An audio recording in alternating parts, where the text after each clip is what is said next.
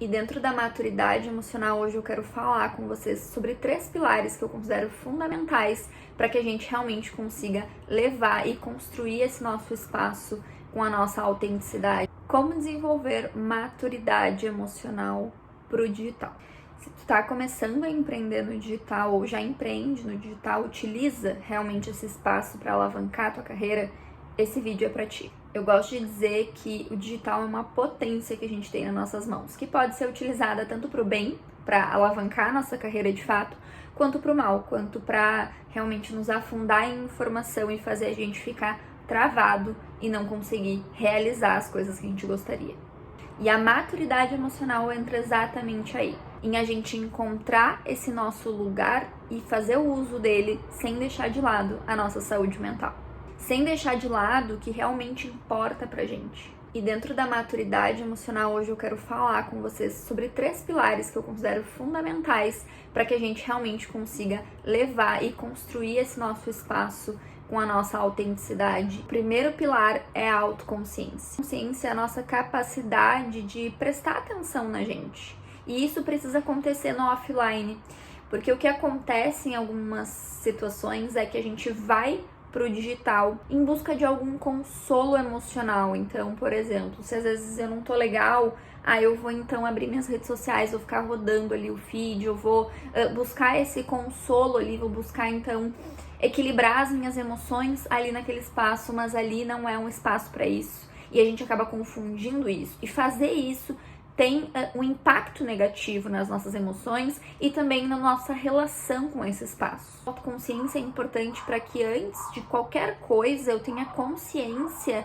de como que estão as minhas emoções, de qual é o meu objetivo ao utilizar aquele espaço. Então, se eu sei que eu não tô bem, eu não vou pegar o meu celular, eu não vou ficar rodando uma rede social buscando que alguma coisa vá acontecer, buscando que eu vá me sentir melhor, porque é exatamente o oposto que acontece. Tem um impacto negativo porque é como se a gente abrisse só para se comparar de fato. Se eu não tô legal, eu vou abrir ali as redes sociais e a gente já sabe que as redes sociais são um recorte da vida das outras pessoas, assim como eu não estando bem, eu não vou aparecer ali, as outras pessoas também. E elas não têm que mostrar isso só porque eu não estou bem. E vai acabar que isso vai ter um impacto em mim, porque eu vou começar a me comparar com outras pessoas que estão em outras situações.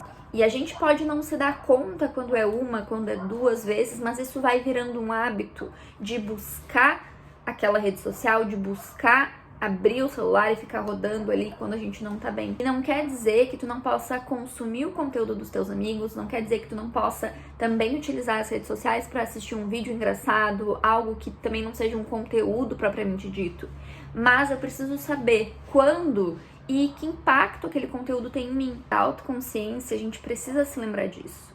Eu sou responsável pelas minhas emoções. Eu sou responsável pela forma que eu escolho usar o digital ou não.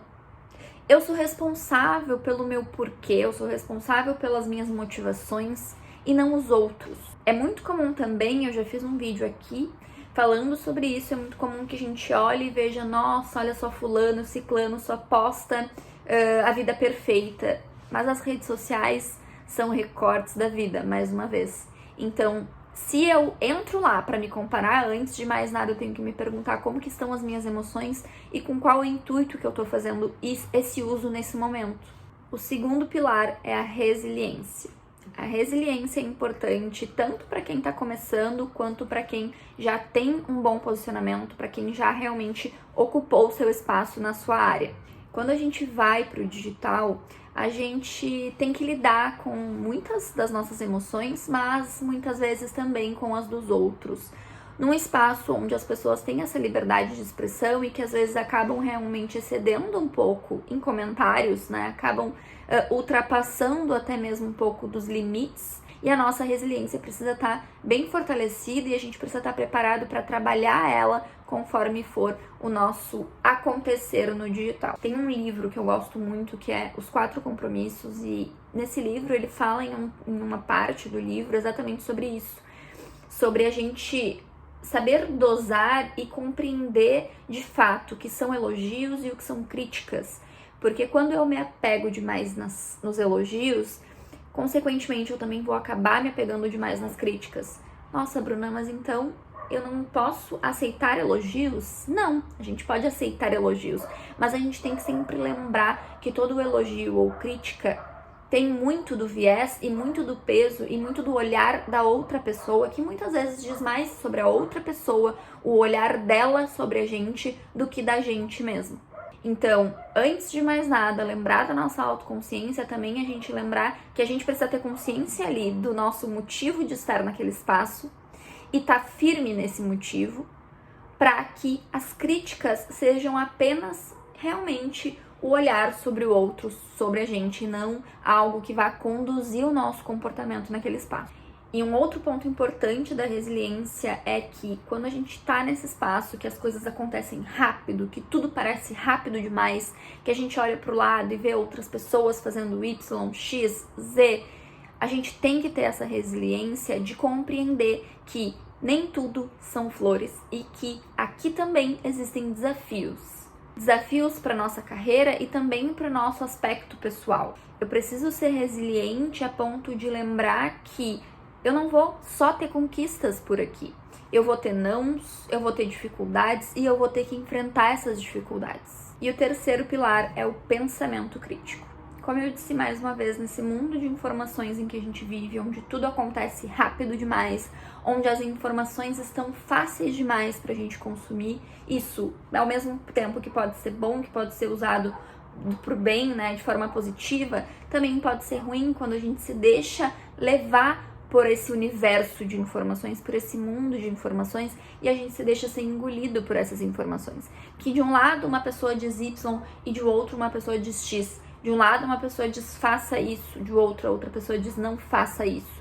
Então a gente tem que ter e desenvolver esse pensamento crítico para estar aqui no digital, porque eu preciso lembrar, mais uma vez, estar com a minha autoconsciência bem colocada, bem desenvolvida e lembrando dela a todo momento, lembrando dessas minhas emoções, lembrando do que de fato importa para mim, para que o meu pensamento crítico esteja sendo bem fortalecido também, para que eu consiga compreender, será que isso que fulano diz para fazer é coerente com os meus valores? Será que isso tá coerente com o que eu tô buscando? Será que o que fulano diz que é sucesso realmente é sucesso para mim? Será que essa informação cabe pro meu momento ou não? E o pensamento crítico, ao contrário do que algumas pessoas podem pensar, não é no sentido de, se eu não concordo, então eu vou lá e vou dizer que eu não concordo, eu vou colocar ali a minha opinião. Não é sobre isso. É sobre eu olhar e sempre julgar o que de fato faz sentido pra mim. E o que não faz, eu não preciso ficar levando pra mim. Eu não preciso pensar demais em cima daquilo ali, no sentido de, não, eu sei que de fato isso não é coerente com os meus valores, não é coerente com o que eu quero. E não quer dizer que seja certo ou que seja errado, na maioria das vezes. Só quer dizer que não faz sentido pra mim. E dentro do pensamento crítico também entra, falando, né, dessa coisa da informação, é importante que a gente tenha esse pensamento crítico de compreender a hora de agir. Porque quando a gente fica muito nesse consumir conteúdo, nesse aprender, a gente esquece de agir, a gente acha que sempre precisa saber mais. E o meu pensamento crítico entra aí também. Se eu já tenho um conhecimento, por que ainda eu não comecei a compartilhar isso que eu já sei? A gente tende a achar, né, nesse universo de informação, que a gente sempre precisa saber mais, para aí sim poder começar. Espero que tu tenha gostado desse vídeo. Se tu gostou, já deixa o teu like aqui, te inscreve aqui nesse canal e me conta aqui nos comentários quais as estratégias que tu utiliza para lidar melhor com esse espaço aqui no digital.